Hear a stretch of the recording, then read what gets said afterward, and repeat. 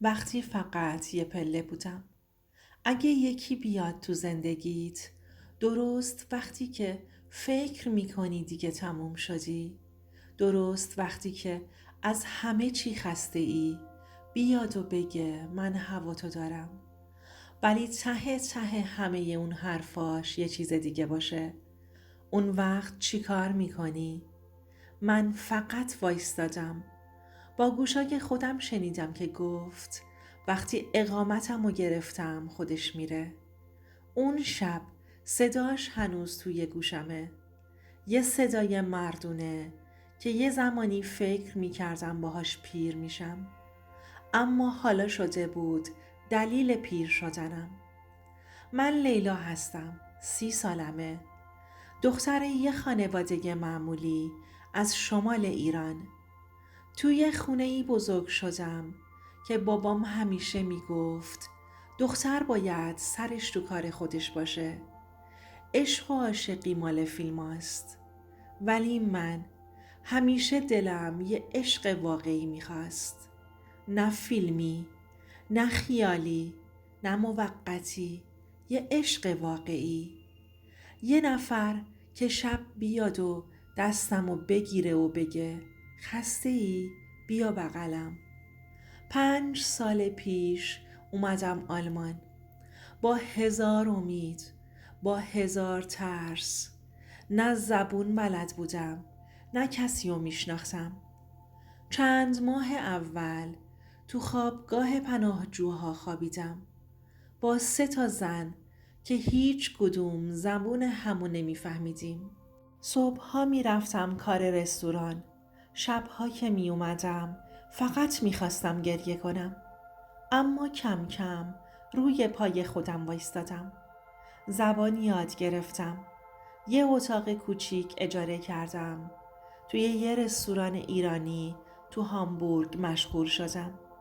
همه چی داشت آروم می شد تا اینکه کیان وارد شد.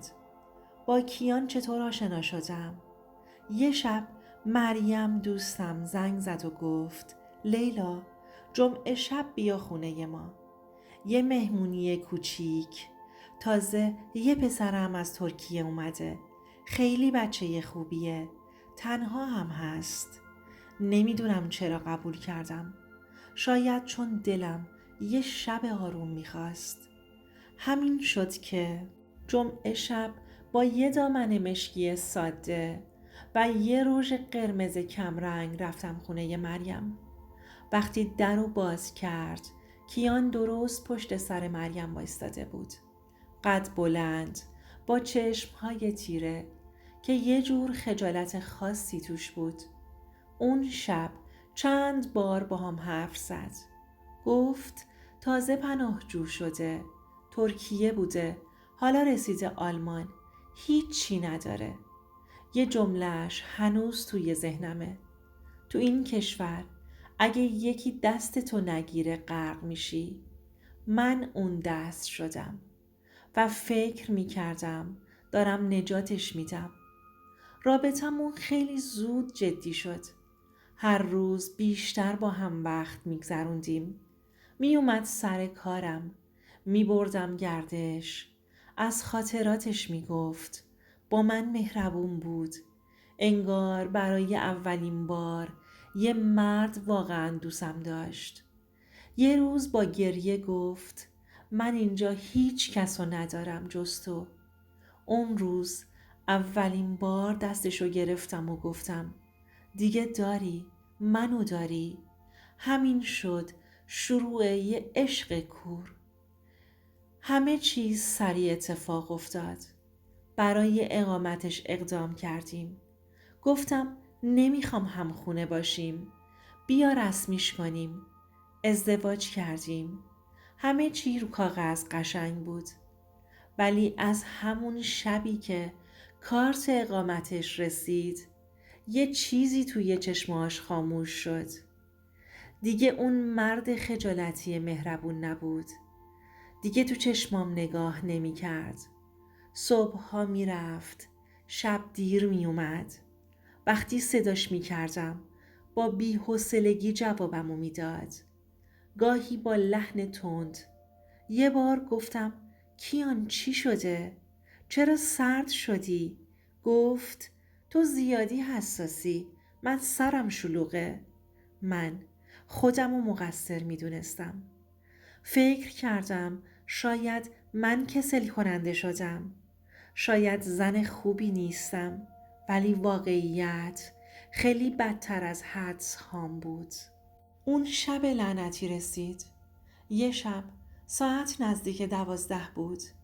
کیان حموم بود. گوشیش روی کانتر آشپزخونه کنار حموم بود. یه تماس اومد. گوشی روی اسپیکر بود و بی هوا جواب داده شد. من کنار گاز داشتم چای میریختم. صدای یه مرد اومد.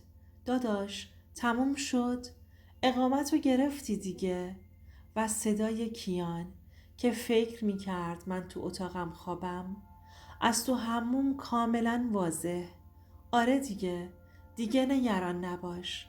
کارمون در اومد. خودش خود به خود میره. زیاد احساسی شده، ولی ولش کن. من که از اولم واسه اون نبودم. فقط وایستاده بودم با چای ساز روشن، با صدای قلقل آب و دلم که یه دفعه یخ زد. همه چی یخ زد. زبونم بند اومد. اشکام داغ بود ولی تنم سرد. این داستان ادامه داره. اگه کسی خیلی زود خیلی مهربون شد، اگه تو رو وسط سختی هات پیدا کرد و خیلی زود جا باز کرد تو قلبت، قبل این که بهش تکیه کنی یه سوال از خودت بپرس. اگه هیچی نداشتم بازم کنارم میموند؟ بعضی ها فقط کنارت میمونن که چیزی ازت بخوان. اگه میخوای صدای اونایی رو بشنوی که تو سکوت گریه کردن و هیچ کس نفهمید چی کشیدن، کانال سایه های خیانت رو ساب کن. ما اینجاییم که صداشون باشیم تا کسی دیگه فریب این نقاب ها رو نخوره.